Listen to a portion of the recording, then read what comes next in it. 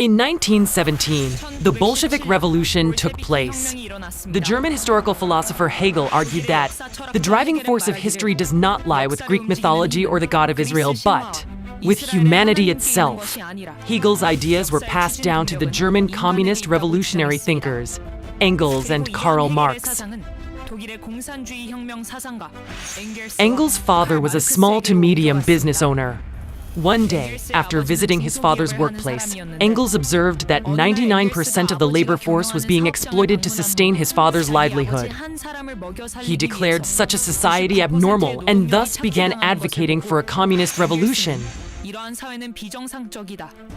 However, Engels failed to consider the mental labor his father invested in planning the business and its workers' tasks, even after returning home.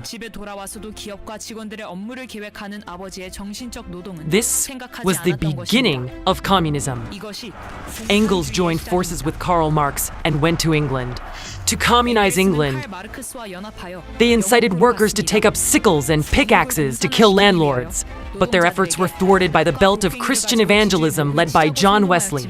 John Wesley, an evangelical pastor in England, supported the independent politician William Wilberforce, who ran for Parliament 3 times but failed. On his 4th attempt, Wilberforce was elected under Wesley's guidance, advocated for the abolition of slavery in Parliament. With the approval of the other lawmakers, slavery was abolished. However, when the freed slaves took to the streets and began looting, the British public resented Wesley, questioning why he had freed the slaves, causing social unrest. Wesley established a banking system for the poor, similar to today's cooperatives, where anyone who came to the church could borrow living expenses interest-free for a month. Through this, he prevented the spread of communism in England. Having failed to ignite a communist revolution in England, Marx and Engels went to Russia. There, they observed a church communion service where a layperson glared with hatred at a church elder breaking the bread. Later, they asked why the person looked at the elder with such hostility during the sacred act of communion. The response was to come to the cotton plantation where they worked the next morning to understand why. At the cotton plantation, they saw the same elder who distributed bread and wine in a holy manner at church, whipping slaves from Monday to Saturday. Witnessing this, they thought, Russia is now ours.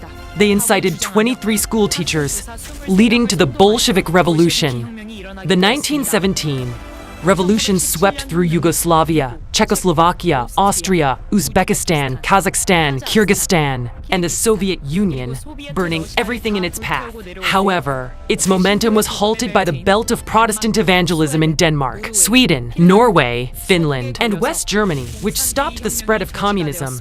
At that time, the Italian leftist communist Antonio Gramsci, pondering in prison why communism, the greatest system, was powerless against the belt of evangelism, devised a strategy to dismantle it by promoting the prohibition of discrimination against homosexuality and Islam.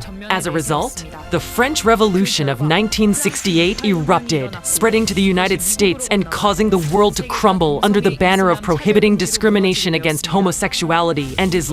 To the east, the Bolshevik revolutionary forces occupied East Germany, China, and parts of Southeast Asia, eventually infiltrating North Korea. Clothed in the ideology of the Juche faction, they penetrated South Korea, leading to the current state where South Korea is dominated by the Juche faction. The only force capable of overcoming this is the gospel. Communism and the gospel are inherently incompatible. Today, South Korea's politics, economy, society, military, diplomacy, culture, media, and labor unions are completely dominated by the Juche faction. Evidence of this lies in the fact that Kim Dae-jung, Roh Moo-hyun, and Moon Jae-in signed agreements for a low-level confederation in Pyongyang, marking the collapse of South Korea. As North Korea and China, through hacking units, fully controlled South Korea's elections, President Yoon Suk-yeol, in anger, declared declared martial law to seize and investigate the National Election Commission.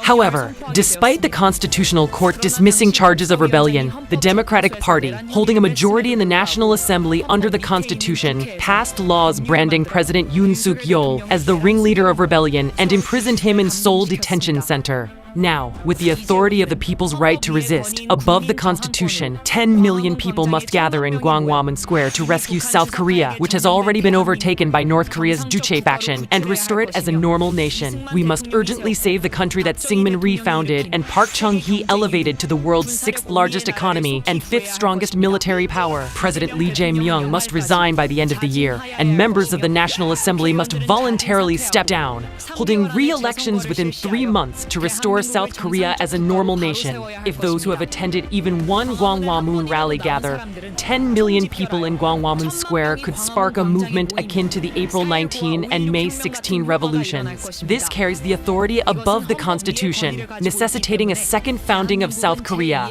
Dear citizens, we have carried out the Gwanghwamun movement for 7 years and elected President Yoon Suk-yeol, allowing us to live in South Korea to this day. However, Lee Jae-myung, more wicked than Moon Jae-in, is determined to hand South Korea over to North Korea's confederation. He appoints a former defense official as Minister of Defense, names Kim Min-seok, who set fire to the American Cultural Center, as Prime Minister, and appoints ministers and vice ministers who have not served in the military, attempting to surrender South Korea to North Korea's confederation without war. We cannot allow our nation to be handed over to North Korea's confederation. We must defend South Korea with the spirit of Syngman Rhee and Park Chung-hee, achieve freedom and unification, and establish South Korea as a global G2 nation. Sincerely, Reverend Jung Kwang-hoon. 정광훈 목사 드림.